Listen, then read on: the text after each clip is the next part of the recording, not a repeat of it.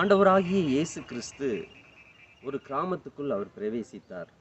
அப்பொழுது அங்கே இருந்த மார்த்தாள் என்கிற ஒரு ஸ்திரீ ஆண்டவராகிய இயேசு கிறிஸ்துவை தன்னுடைய வீட்டிலே ஏற்றுக்கொண்டு, இன்றைய தினம் நீர் என்னுடைய வீட்டிலே தங்க வேண்டும் என்று சொல்லி கேட்டுக்கொண்டார். ஆகவே ஆண்டவராகிய இயேசு கிறிஸ்து அன்றைய தினம் அன்று இரவு அந்த வீட்டிலே தங்கும்படியாக அவர் போனார். அந்த மார்த்தாள் என்கிற ஸ்திரீக்கு மரியாள் என்கிற ஒரு சகோதரி இருந்தார்.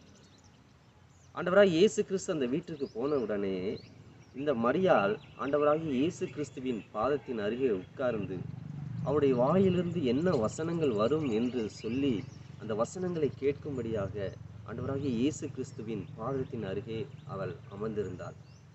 ஆனால் மார்த்தாளோ ஆண்டவராகிய இயேசு கிறிஸ்து நம்முடைய வீட்டுக்கு வந்திருக்கிறார் என்று சொல்லி பற்பல வேலைகளை, அந்த சமையல் செய்கிற வேலையிலும் ஆண்டவருக்கு நல்ல உணவு கொடுக்க வேண்டும் என்று சொல்லி அவள் அவ்வளவாய் பிரயாசப்பட்டு அந்த வேலைகளை செய்வதிலே அவள் அதிகமாக ஈடுபட்டு கொண்டிருந்தாள். ஆகவே அந்த மார்த்தாள் ஆண்டவராகிய இயேசு கிறிஸ்துவின் இடத்தில், போதகரே, நான் ஒரு ஆளாக இவ்வளவு கஷ்டப்படுகிறேனே, இவ்வளவு வேலைகளையும் நான் செய்கிறேனே, அந்த மரியாள் உம்முடைய பாதத்தின் அருகே உட்கார்ந்திருக்கிறாளே, அவளை கொஞ்சம் வந்து எனக்கு உதவி செய்யும்படி நீர் சொல்லலாமே என்று சொல்லி அந்த மார்த்தாள் கேட்டாள். அதற்கு ஆண்டவராகிய இயேசு கிறிஸ்து என்ன சொன்னார் தெரியுமா? லூக்கா எழுதின சுவிசேஷம் 10வது அதிகாரம் 41-42 வாசிக்கிறோம். மார்த்தாளே, மார்த்தாளே, நீ அநேக காரியங்களை குறித்து நீ கவலைப்பட்டு கலங்குகிறாய். ஆனால் தேவையானது ஒன்றே. மரியாள் தன்னை விட்டு எடுபடாத நல்ல பங்கை தெரிந்து கொண்டாள் என்று ஆண்டவராகிய இயேசு கிறிஸ்து ஒரு பதிலை சொல்கிறார். அப்படி என்றால் நம்முடைய எல்லா வேலைகளையும் பாரங்களையும் விட நமக்கு ரொம்ப முக்கியமானது ஆண்டவராகிய இயேசு கிறிஸ்துவினுடைய வசனம், அவருடைய வார்த்தை. அந்த வார்த்தை முக்கியமானது. அந்த வார்த்தை நமக்குள்ளே வருகிற பொழுது நாம் நிச்சயமாக நாம் தேவனுக்கு உகந்த ஒரு பாத்திரமாக நாம் இருக்க முடியும்.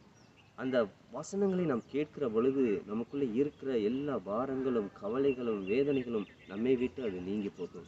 அதைத்தான் ஆண்டவராகிய இயேசு கிறிஸ்து சொன்னார். மரியாள் தன்னை விட்டு எடுபடாத நல்ல பங்கை தெரிந்து கொண்டாள். அவள் என்னுடைய பாதத்தின் அருகே உட்கார்ந்து வசனத்தை கேட்டுக்கொண்டு இருக்கிறாள். இதுதான் என்றைக்குமே எடுபடாத நல்ல ஒரு பங்கு.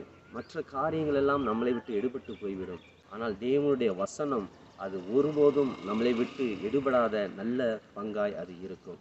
ஆகவே கர்த்தருடைய வசனத்தை நாம் கேட்போம், அதை தியானிப்போம். அப்பொழுது கர்த்தர் நிச்சயம் நம் ஒவ்வொருவரையும் ஆசீர்வதிப்பார். God bless you. God bless you.